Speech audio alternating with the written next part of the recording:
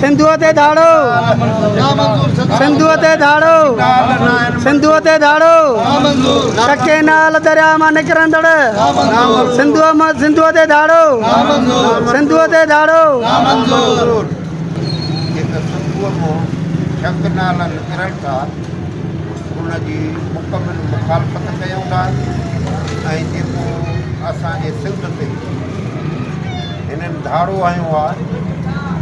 उहो असांखे नामंज़ूर आहे। असां इंशाअल्लाह मरंदे घड़ीअ ताईं पंहिंजे सिंधनि ते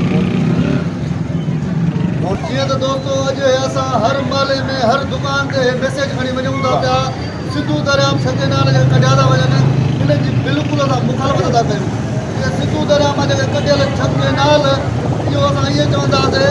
सिंध में रहंदड़ हर क़ौम हर ज़ात हर रंग नस्ल जे पाण जो प्लान कयो थो वञे ऐं असां गुज़ारिश था कयूं पंहिंजो वफ़ाक़ खे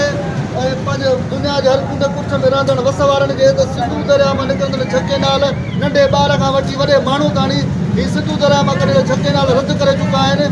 जेको जिते वेठो आहे पंहिंजे दुकान ते वेठो आहे पंहिंजे घर जे कुंड कुछ में वेठो आहे पंहिंजे कमरे मां वेही पंहिंजी सोशल मीडिया ते मैसेज हलायो त सिंधु दरिया मां कढियल छके नाल नामंज़ूर सिंधु मां कढियल छके नाल नामंज़ूर सिंधु दरिया मां कढियल छके नाल नामंज़ूर ॿुधो था पिया नंढे ॿार खां वठी वॾे माण्हू ताणी मां मीडिया सोशल मीडिया जे दोस्त चवंदुमि सभिनी खे भर सभिनी खे ॾेखार हीअ क़ौम बिल्कुलु बाइकाट करे चुकी आहे। सिंधु दरिया मां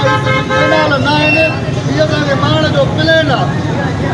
दोस्तो असां हिकु हिकु कारोबारी दोस्तनि वटि वञूं था पिया उते जेके दोस्त असांजे जन खे टाइम कोन्हे को हर को पंहिंजे पेट सां ॿधल आहे एॾी महांगाई थी वई आहे को बि प्रेस क्लब ताणी या को बि एहतजाजनि में नथो वञी सघे। असां हिकु हिकु दोस्तनि जे दुकान ते वञी करे उते एहतजाज उन्हनि जो रिकॉर्ड था करायूं। पहिरियों माण्हुनि खां पुछूं था छा तव्हां केनालनि मां राज़ी आहियो हर माण्हू इहो ई मैसेज थो ॾिए त असांजो जियापो सिंधु दरिया आहे जेकॾहिं सिंधु दरिया मां छके नाल कढिया विया त इहो असांजो जेको आहे जियापो ख़तमु करे असांखे माण जो प्लेन आहे जंहिंजे करे असां हर दुकान ते हर जॻह ते बि एहतजाज रिकॉर्ड था करायूं। सिंधु दरिया मां निकिरंदड़ छके नाल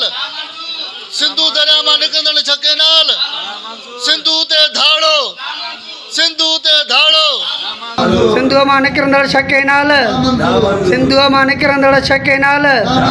सिंधुआ मां निकिरंदड़ छके नाल जीअं त ज़राअत असांजी तबाह थी वई आहे छके नाल